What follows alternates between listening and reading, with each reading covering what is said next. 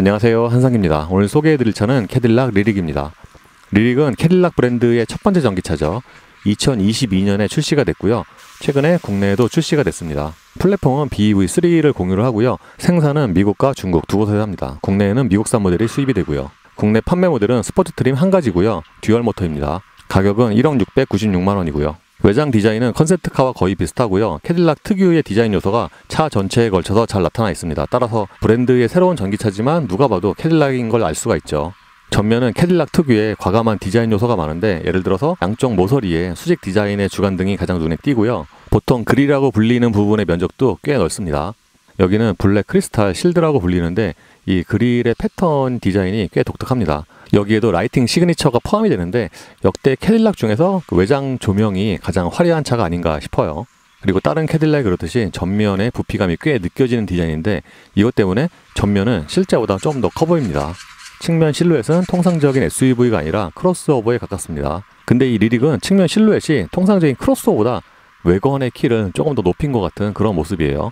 전기차는 비율이 기존의 내연기관과 다른 경우가 많은데, 이 차 역시도 XT6와 비교하면 전장은 조금 짧지만 전폭은 더 넓고, 반면에 휠베이스는 차이나에 길죠. 그리고 경쟁 모델로 생각을 하고 있는 EQE SUV에 비교하면 전고를 제외한 모든 수치가 더 큽니다. 요즘에 신차를 보면은 앞보다는 뒤쪽이 더 넓어 보이는 또는 커 보이는 디자인이 많은데, 리릭은 오히려 앞쪽이 좀 더 커 보이는 것 같아요. 그리고 앞에 비해서 이 뒤쪽에 장식적인 요소가 더 많고요. 리릭은 크로스오버로서 루프 스포일러의 면적이 꽤 넓은 편이고요. 그리고 요즘에 보면은 크로스오버 타입은 리어 와이퍼가 없는 경우가 많은데, 이 차 역시도 리어 와이퍼가 없습니다. 캐딜락의 내연기관 차들처럼 토크를 의미하는 숫자, 레터링이 붙어 있고요. 참고로 1회 충전으로 가능한 주행거리는 465km고요. 충전 속도는 최대 190kW를 지원을 합니다. 타이어는 미쉐린의 프라이머시 올 시즌, 사이즈는 265에 50R 20입니다. 리릭은 캐딜락의 새로운 모델 또는 첫 전기차인 만큼 실내도 새로운 디자인이 적용이 됐어요. 기존의 캐딜락과는 좀 다른 디자인이 되게 많은데, 그러니까 기본적으로 디스플레이가 큰 거는 에스컬레이드와 좀 비슷한데, 전체적인 실내 구조는 완전히 새로운 디자인이에요. 실내의 특징 중에 하나가 대시보드인데, 대시보드가 되게 낮고 넓습니다. 그러니까 시트 포지션을 가장 낮춰도 이 대시보드를 좀 이렇게 밑으로 내려다보는 그런 시야가 나오고요. 심지어 대시보드의 넓이도 굉장히 넓어요. 특히 동반자석이 넓고 평평해서 저기다 뭘 이렇게 올려놓고 도시락을 먹을 수도 있지 않을까 싶을 정도로 저희가 되게 평평합니다.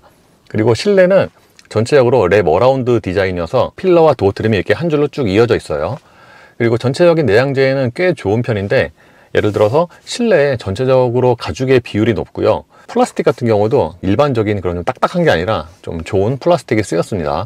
또 다른 특징 중에 하나가 손잡이인데, 보통은 동반자석의 손잡이가 이 천장에 붙잖아요. 근데 이 차는 저 A 필러 쪽에 붙어요. 모니터와 계기판은 요즘에 유행하는 것처럼 일체형이고요. 그러니까 33인치죠. 그래서 에스컬레이드만큼 큰 건 아니지만 실내에 앉았을 때 이 디스플레이의 크기가 넓다 보니까 뭔가 좀 좋다, 그런 느낌이 있어요. 디스플레이는 약간 커브드고요. 그래서 우리가 주로 보는 이 모니터가 약간 운전자 쪽으로 틀어져 있습니다. 지금 보시는 게 홈 화면이고요. 캐딜락의 새로운 전기차인 만큼 모니터 안에 그래픽도 기존의 캐딜락에서는 잘 못 보던 그런 디자인이고요. 근데 이 차가 1억이 넘는 차인 걸 생각을 하면은 순정 내비게이션이 없는 게 좀 아쉬운 부분이죠. 그래서 안드로이드 오토나 애플 카플레이를 무선으로 연결을 해야 됩니다.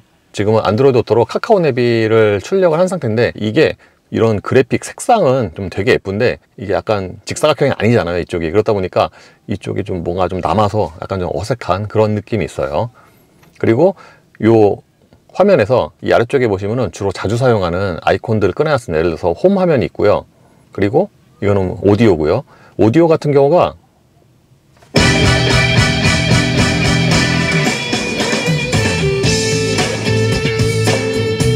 AKG 오디오가 스피커가 19개가 들어가서 전체적으로 좀 풍성한 그런 음량이죠.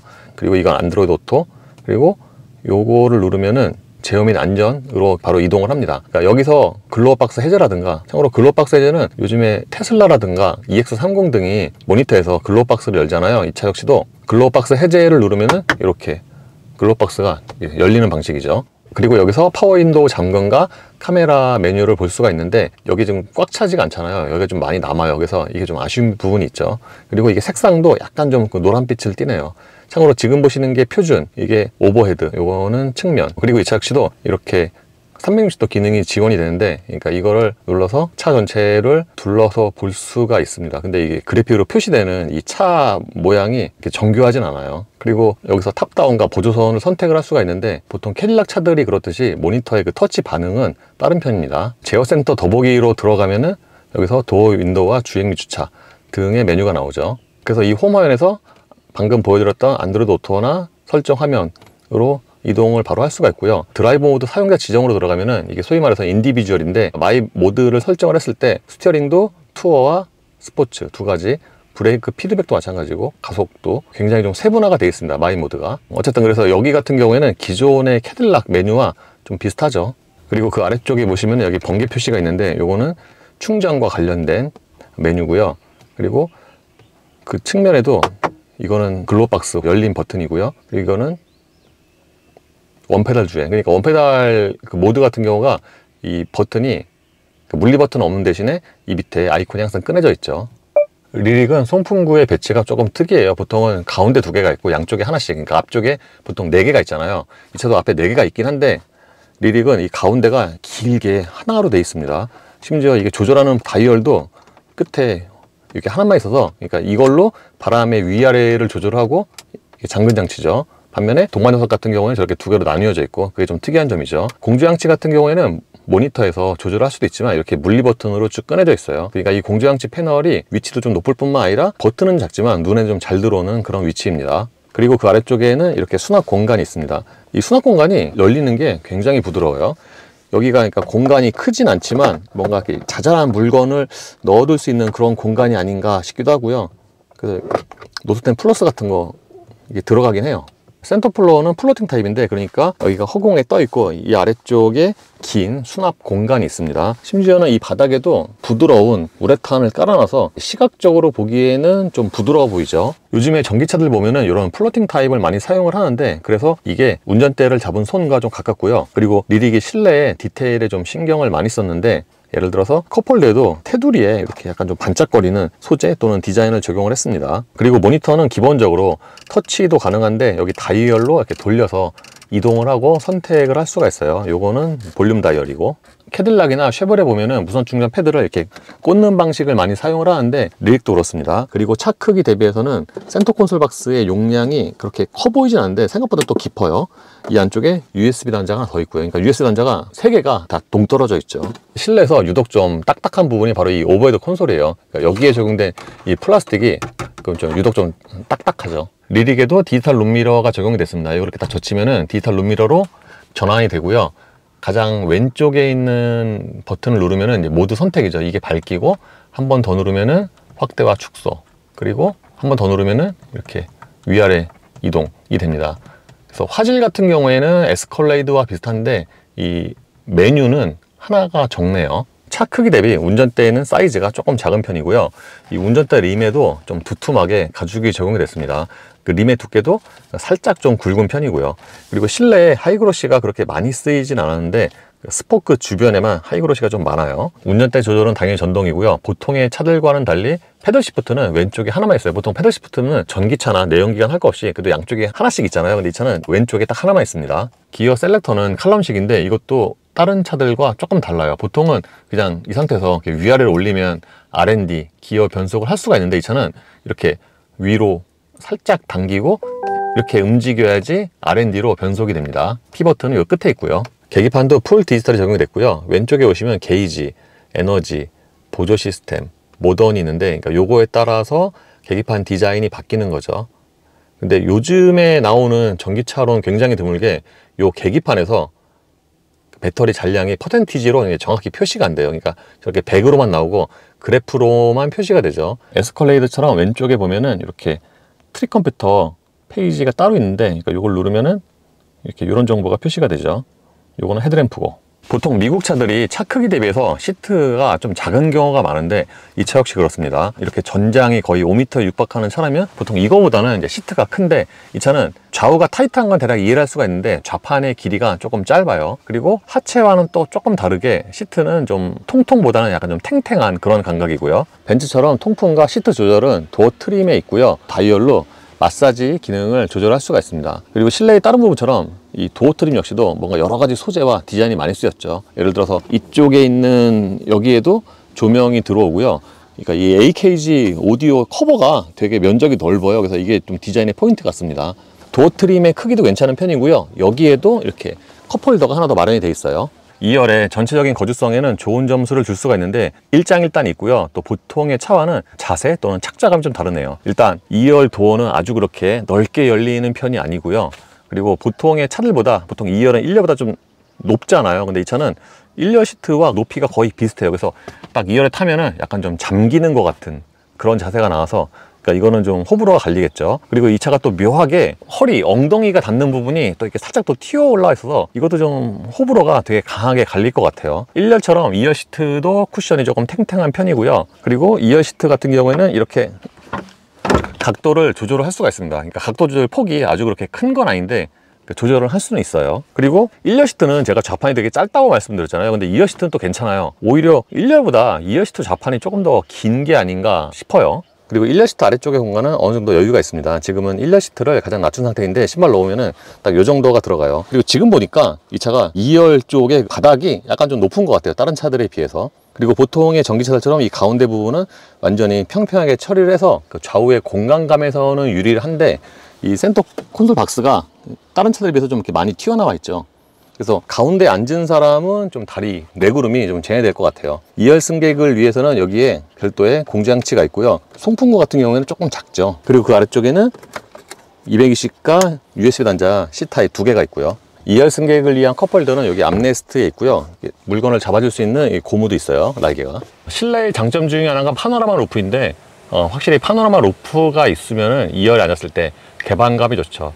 이게 전체가 통은 아니고 가운데 부분이 이게 빔으로 나눠져 있긴 한데 그래도 개방감이 꽤 좋습니다. 근데 파노라마 루프를 있는 이 빔 있잖아요. 이게 여기서 뭔가 그 잡소리의 원인이 되지 않나 생각이 돼요. 보통은 이렇게 빔이 있을 때 이렇게 약간 좀 텅 빈 그런 소리가 안 나는데 아마 여기서 잡소리가 나는 것 같아요. 트렁크의 기본 용량은 793리터고요. 2열 시트를 접으면 1722리터로 들어갑니다. 요거는 미국 기준이고요. 보통 미국 기준으로 하면은 트렁크 용량이 좀 크죠. 근데 실제로는 대략 뭐 한 EQ의 SUV와 비슷해 보여요. 왜냐면은 상하는 긴데 들어가는 입구가 그렇게 크지 않습니다. 그리고 이 바닥에 커버를 들어 올리면은 여기에도 이렇게 추가적으로 좀 깊은 그런 수납 공간이 있고요. 2열 시트 같은 경우에는 여기 있는 버튼으로 이렇게 접을 수가 있어요. 그러니까 내리는 것만 원터치고요. 펴는 거는 이제 수동이죠. 이렇게 2열 시트를 접으면 이 공간을 최대한 넓게 사용을 할 수가 있고요. 트렁크 바닥부터 2열 시트까지 거의 평평하게 이어지는 편이죠. 약간 경사는 있어도. 보닛은 EV9처럼 레버를 2번 당기면 자동으로 이렇게 열립니다. 그리고 이 차가 여기를 보면은 앞에 트렁크가 있을 것 같은데 트렁크가 없어요. 이게 막혀 있습니다. 예, 리릭은 시동을 거는 거는 그냥 보통의 내연기관처럼 이렇게 그냥 시동 버튼을 누르면 되고요.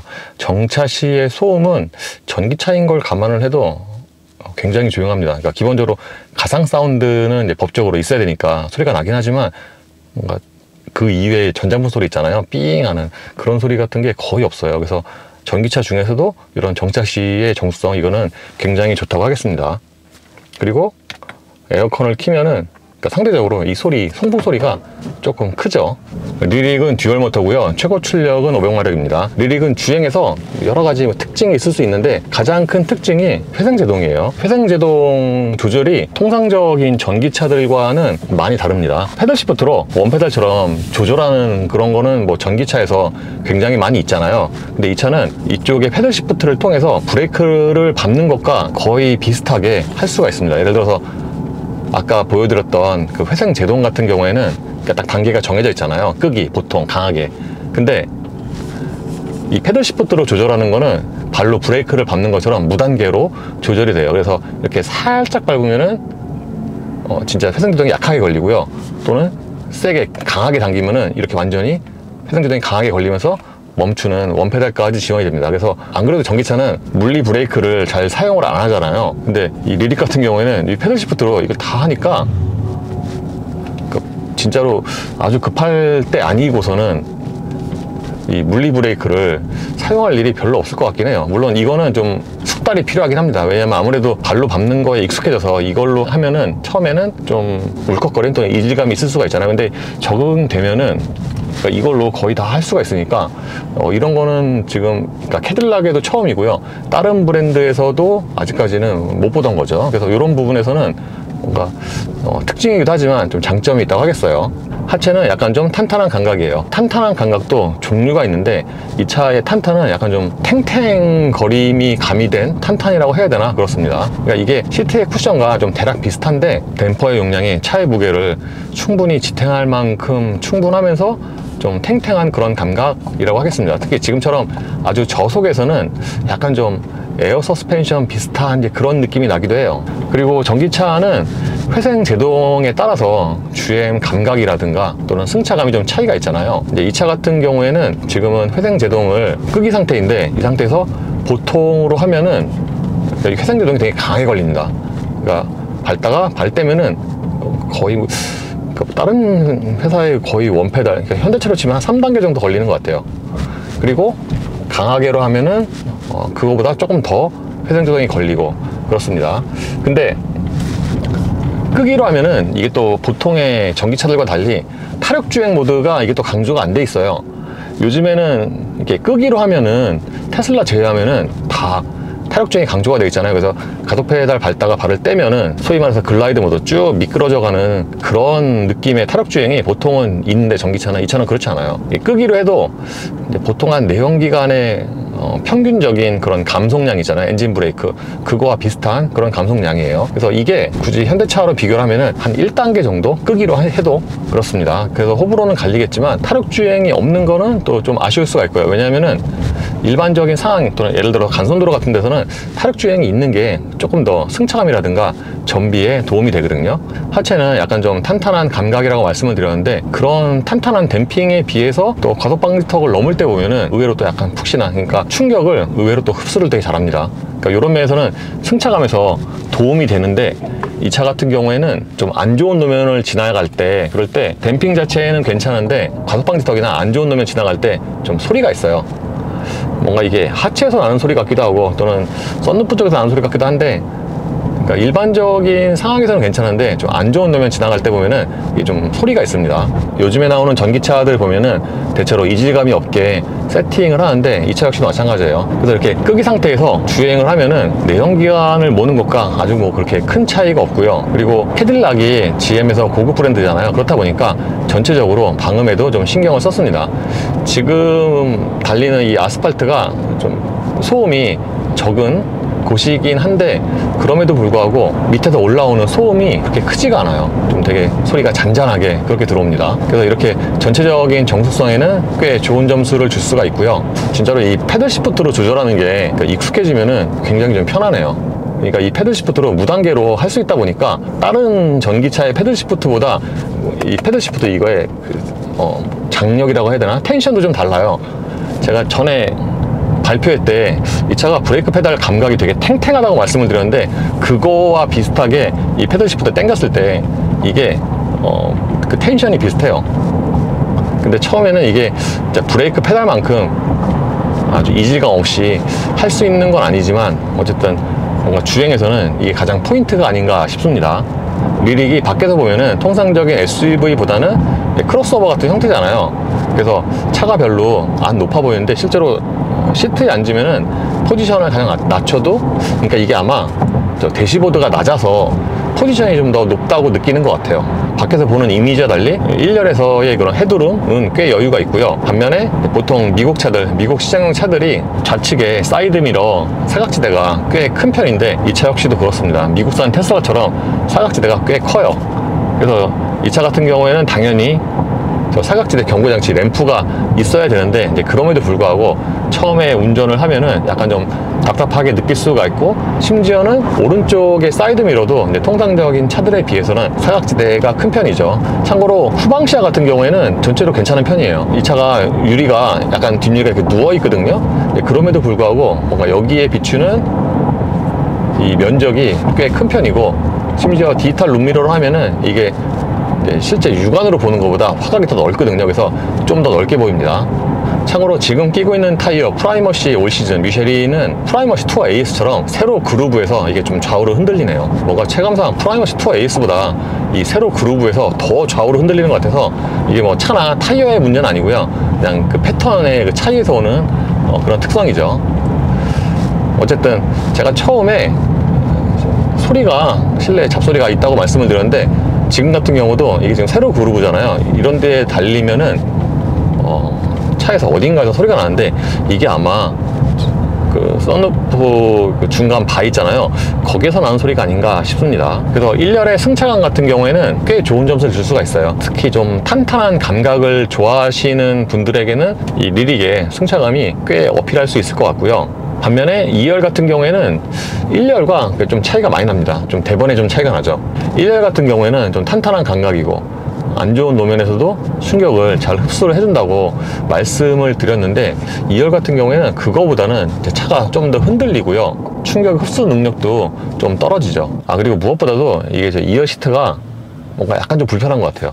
이게 사람에 따라서 좀 다르겠지만 이 리릭의 2열 시트는 뭔가 그 통상적인 차들의 그 형상이 좀 달라서 푹 잠기는 그런 느낌이 좋긴 한데 편한 그런 착좌감은 아닌 것 같습니다. 그리고 좀 안 좋은 노면 지날 때 실내에서 들리는 잡소리가 2열로 가면 더 많이 들리는데 그게 이제 좀 전에 말씀드린 파노라마 루프의 그 중간 바 있잖아요. 거기서 이제 소리가 좀 많이 납니다. 그리고 다시 보니까 확실히 2열이 바닥이 높아서 이것 때문에 통상적인 착장감과 좀 거리가 있는 것 같습니다. 드라이브 모드는 크게 투어와 스포츠, 눈길, 빙판길, 그리고 마이 모드가 있는데 주로 사용하는 드라이브 모드는 투어와 스포츠죠. 투어가 기본이고요. 투어는 말 그대로 통상적인 차들의 노멀에 해당이 됩니다. 그래서 노멀 모드 같은 경우에는 말 그대로 그냥 파워트레인이라든가 댐핑도 노멀에서 뭐랄까 좀 가장 승차감이 좋은 모드라고도 할 수가 있을 것 같아요.